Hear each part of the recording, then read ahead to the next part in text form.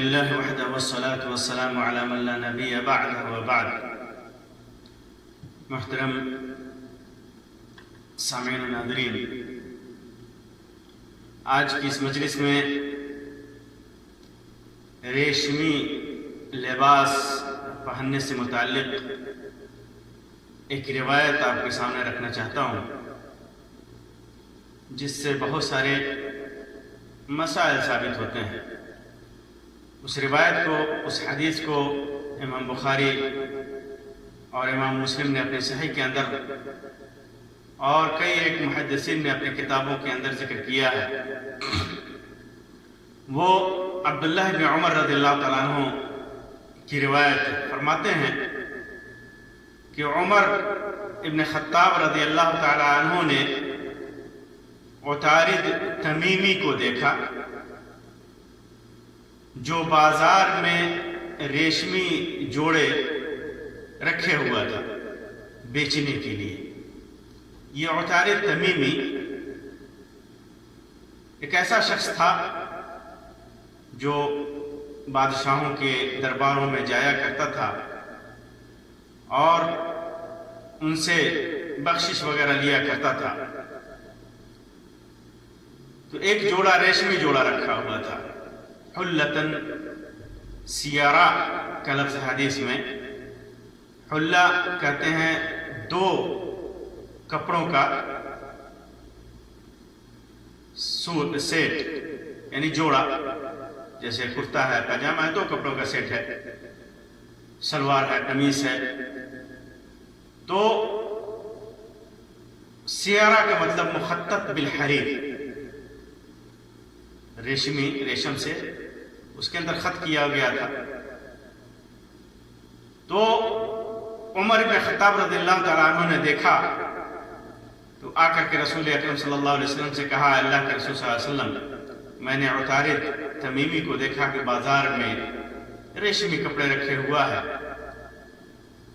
اگر آپ اس کو خرید لیں، اور جب عرب کے لوگ وقت کی شکل میں آپ سے ملنے آتے ہیں، ان کے ساتھ جب آپ کا ملنا ہوتا ہے، اور بعض روایتوں میں جمعہ کا لفظ بھی ہے کہ جمعہ کے دن، اور بعض میں عید کے دن کا ذکر ہے کہ ان ایام میں مناسبات سے آپ اس کپڑے کو پہنا کریں۔ در حقیقت وفود جب آتے تھے، یا آج بھی جب آدمی کہیں ملنے جاتا ہے یا لوگ ان سے ملنے آتے ہیں، تو اچھے کپڑے استعمال کرتا ہے تاکہ لوگوں کے اوپر اس کی حیثیت اور اس کے وقار کا اثر پڑے۔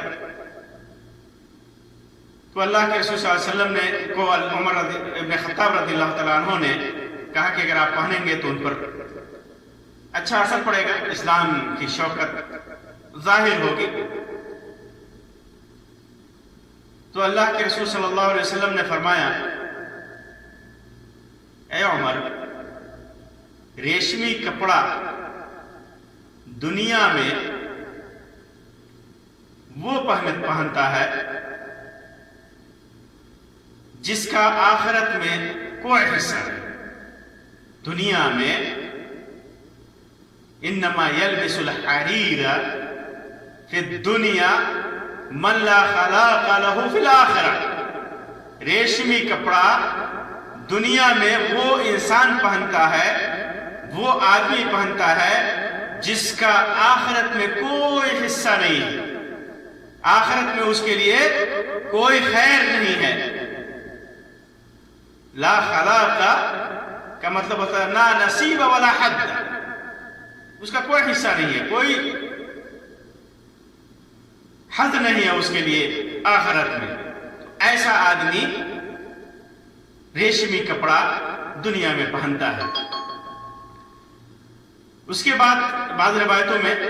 قدر تفصیل ہے کہ پھر کچھ دنوں کے بعد اللہ کے رسول صلی اللہ علیہ وسلم کے پاس کچھ ریشمی جوڑے آئے، تو آپ صلی اللہ علیہ وسلم نے ان میں سے، ان جوڑوں میں سے ایک جوڑا عمر رضی اللہ تعالیٰ عنہ کے پاس بھیج دیا، اور ایک جوڑا اسامہ ابن زید رضی اللہ تعالیٰ عنہ کے پاس بھیج دیا، اور ایک جوڑا علی رضی اللہ تعالیٰ عنہ کو دیا اور کہا کہ اسے تم عورتوں کی اوڑھنی بنا دو، دوپٹے بنا دو، عورتوں کے لیے دوپٹے بنا دو، اوڑھنی بنا دو۔ عمر رضی اللہ تعالیٰ عنہ وہ جوڑا لے کر کے دوڑے ہوئے آئے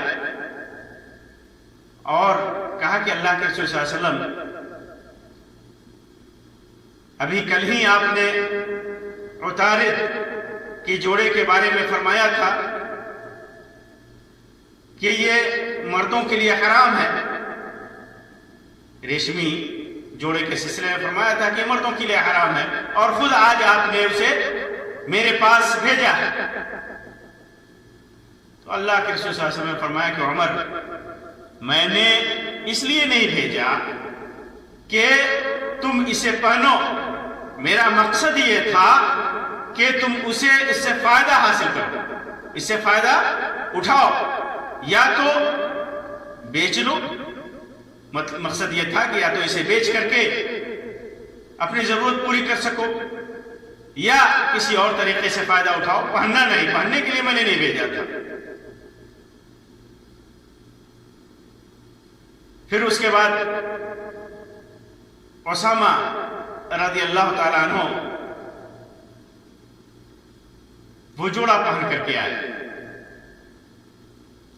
وہ جوڑا بھیجا تھا، انہوں نے سوچا کہ اللہ کے رسول صلی اللہ علیہ وسلم نے یہ جوڑا بھیجا ہے تو پہن لیا جائے۔ پہن کر کے آئے تو اللہ کے رسول صلی اللہ علیہ وسلم نے تھوڑی سی غصے والے انداز میں نگاہ ٹیڑھی کر کے آپ نے ان کو دیکھا، ایسی نگاہ سے دیکھا کہ اسامہ رضی اللہ تعالیٰ عنہ سمجھ گئے کہ اللہ کے رسول صلی اللہ علیہ وسلم ناراض ہیں، اللہ کے رسول صلی اللہ علیہ وسلم ناراض ہیں۔ کہا کہ اللہ کے رسول صلی اللہ علیہ وسلم آپ کیا دیکھ رہے ہیں، آپ ہی نے تو یہ جوڑا مجھے بھیجا اور میں نے اسے پہن لیا۔ تو اللہ کے رسول صلی اللہ علیہ وسلم نے فرمایا کہ میں نے اس لیے نہیں بھیجا کہ تو خود پہنے، بلکہ اس لیے بھیجا کہ اسے پھاڑ کر اپنی عورتوں کے دوپٹے بنا لو، اپنے عورت کے سر کے بندھن بنا دے، اسے اوڑھنی بناؤ، عورتوں کو استعمال کرنے کے لیے دو، میں نے اس لیے بھیجا۔ اس حدیث سے کئی باتیں معلوم ہیں۔ پہلی بات تو یہ معلوم ہوئی کہ مردوں کے لیے ریشم کا کپڑا حرام ہے، مکمل ریشم کا کپڑا ہو یا اس کے اندر ریشم کی آمیزش ہو، ریشم ملے ہوئے ہوں، اس کا پہننا مردوں کے لیے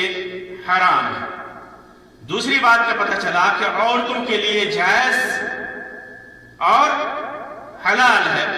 عورتیں ریشم کا کپڑا پہن سکتی ہیں۔ تیسری بات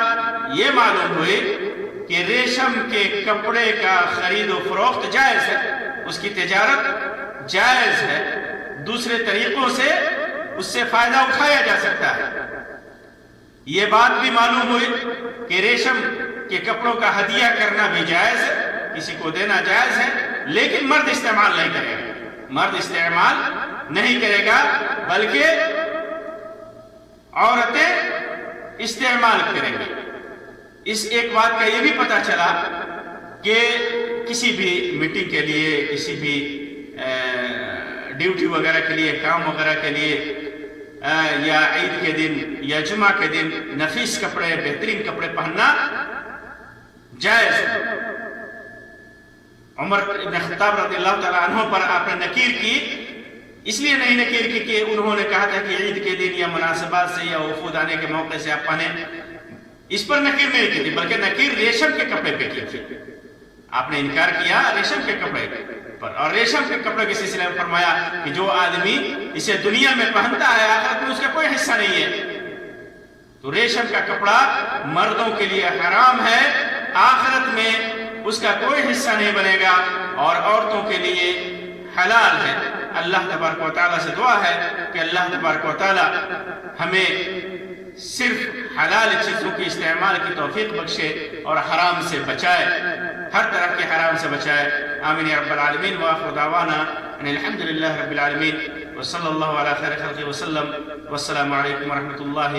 وبرکاتہ۔